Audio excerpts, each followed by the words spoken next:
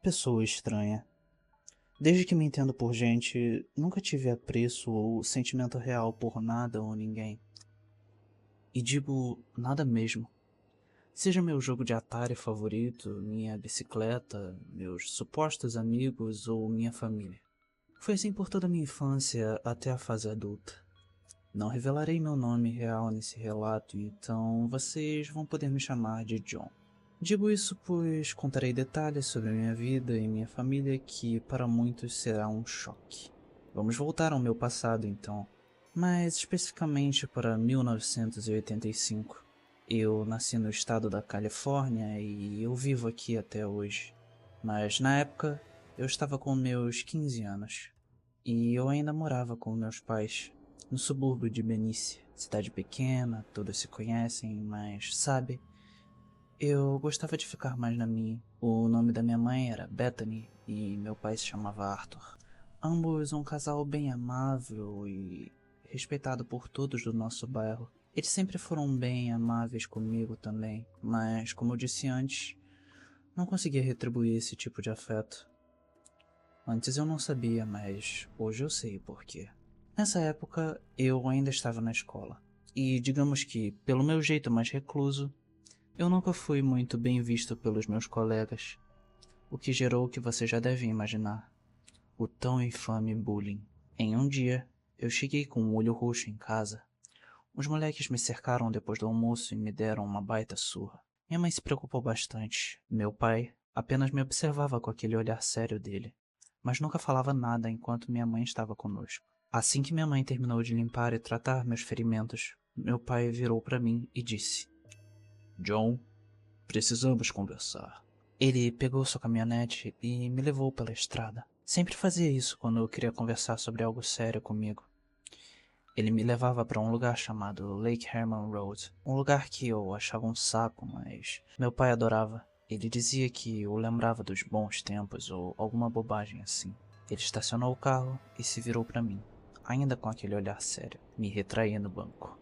Como se sente com tudo isso? Disse meu pai. Acho que estou normal. Meu pai então põe a sua mão em meu ombro. Sua maneira de agir me deu calafrios. Está com raiva? Vi em seu rosto sério algo a mais. Uma pitada de curiosidade e expectativa, como se ele esperasse ansiosamente por uma resposta específica, mas não quisesse demonstrar isso totalmente. Acho que sim, mas acontece que eu já não me importo. Vejo um pingo de decepção correndo por seus olhos. Desde então, a frieza do meu pai dentro de casa começou a surgir, aos poucos para comigo. Primeiro, foi deixando de me acordar de manhã para a escola.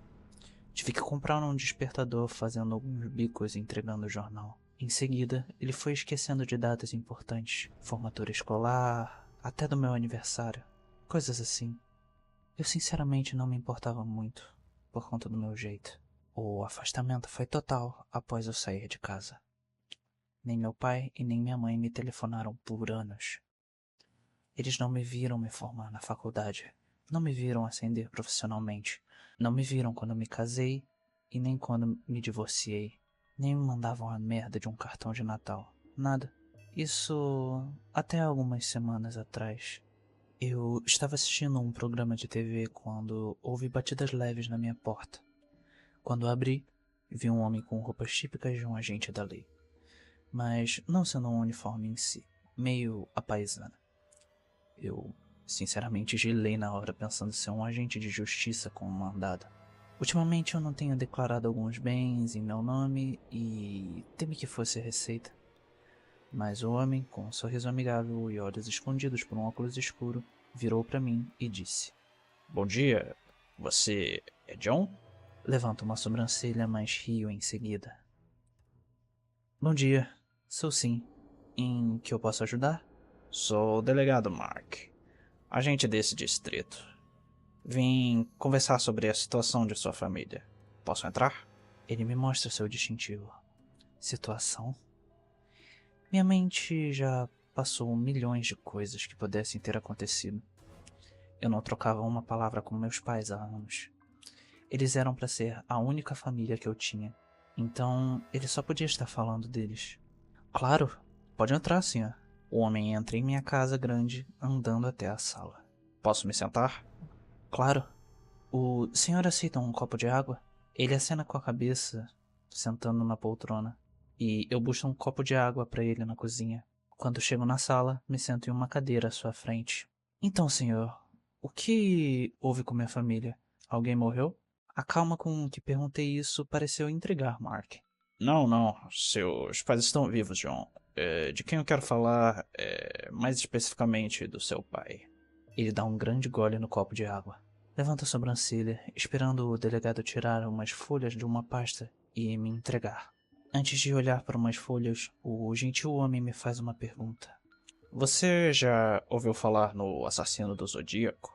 A pergunta me pegou de surpresa, aparentemente.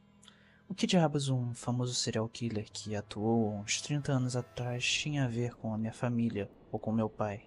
Pra quem não sabe, o assassino do Zodíaco foi um caso não solucionado aqui da Califórnia. Um homem doente assassinava pessoas e mandava recados em códigos e essas coisas loucas. Já sim, senhor, foi um assassino em série dos anos 60, que nunca foi pego. Mas o que isso tem a ver com meu pai? O delegado, pegando os papéis de volta, tirou seus óculos e me lançou um olhar que não conseguia identificar totalmente.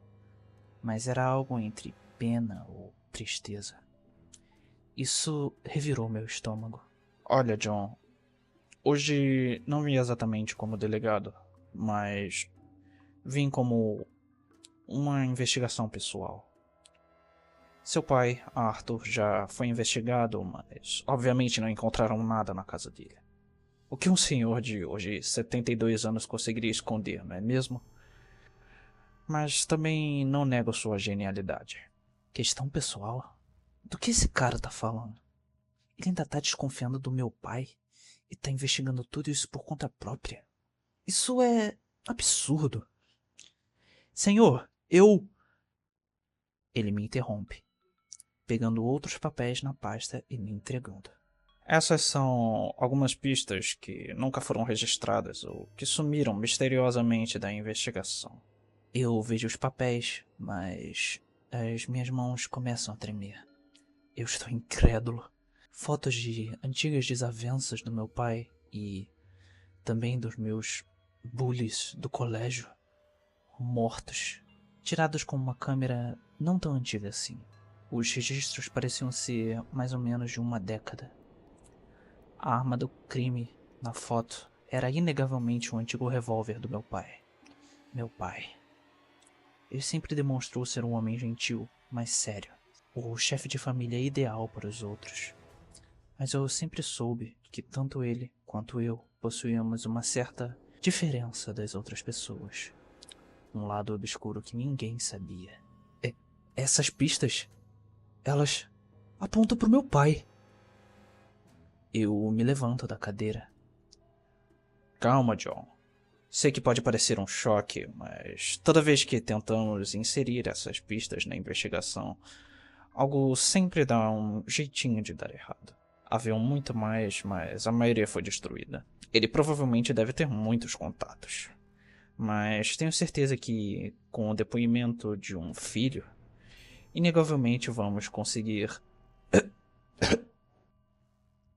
O homem começa a tossir e a puxar o ar forte em seus pulmões. Eu não me surpreendo. Vejo que fiz bem em envenenar o seu copo de água. Imagina, a polícia se preocupando em prender um velhinho de 72 anos que havia apenas se livrado das escórias de sua época quando era jovem. Bem, então, agora eu acho que essa vai ser a minha vez. Com o isqueiro, eu destruí os últimos resquícios de provas que poderiam apontar a culpa disso para meu pai. Eu não fiz isso por amor, afinal, não sinto isso. Fiz por gratidão. Gratidão pela criação excelente que meu pai havia me dado, e principalmente, gratidão pela experiência que meu pai me proporcionou, aqui e agora. Você simplesmente não imagina o quanto eu vou me divertir desmembrando esse delegado e espalhando pedaços do seu corpo como enigmas para confundir as autoridades. Novamente, obrigado, papai.